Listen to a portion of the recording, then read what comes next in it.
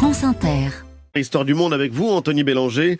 Les chiffres de l'immigration en Grande-Bretagne sont tombés hier. Et c'est un record absolu qui laisse toute la classe politique britannique sous le choc. L'année dernière, 745 000 personnes ont immigré au Royaume-Uni. Je parle bien d'immigration nette, c'est-à-dire défalquée de ceux qui ont quitté le pays. C'est simple, c'est presque 5 fois plus qu'en France. L'ONS, l'équivalent britannique de l'INSEE, a même dû s'y reprendre à 2 fois. D'abord une estimation, il y a quelques semaines, autour de 600 000 migrants nets, puis les vrais chiffres consolidé, revu nettement à la hausse, le fameux 750 000. Cette hausse des entrées a d'ailleurs eu une conséquence inattendue, une hausse de la population britannique que l'on n'avait pas vue depuis 60 ans.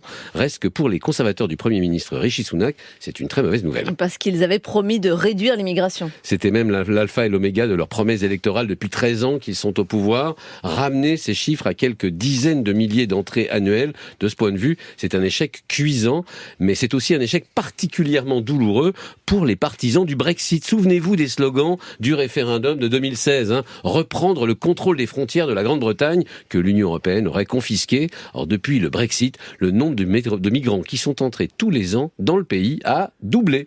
Évidemment, il ne s'agit plus d'Européens issus de l'Union, mais ils ont été plus que remplacés par les Indiens, les Nigérians, les Chinois, les Pakistanais et les Ukrainiens. Et est-ce qu'on connaît précisément le profil de ces nouveaux arrivants ? Et c'est le plus intéressant, ce sont des étudiants et des travailleurs du domaine de la santé et de l'assistance aux personnes, autrement dit les personnes âgées. Autrement dit, c'est l'excellence du système d'éducation supérieure britannique qui attire les jeunes.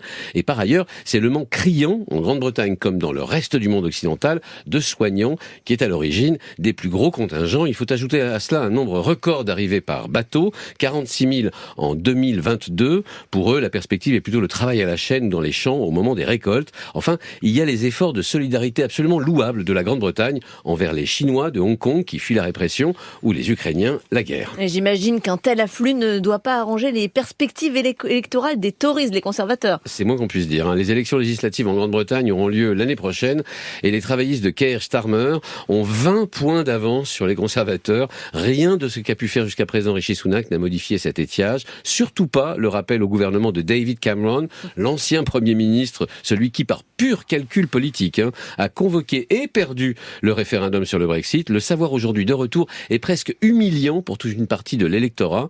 Ceux qui en veulent aux élites britanniques si bien nées, si bien éduquées, si sûres d'elles-mêmes et dont M. Cameron est l'exemple presque caricatural. Merci Anthony Bélanger, c'était les histoires du monde.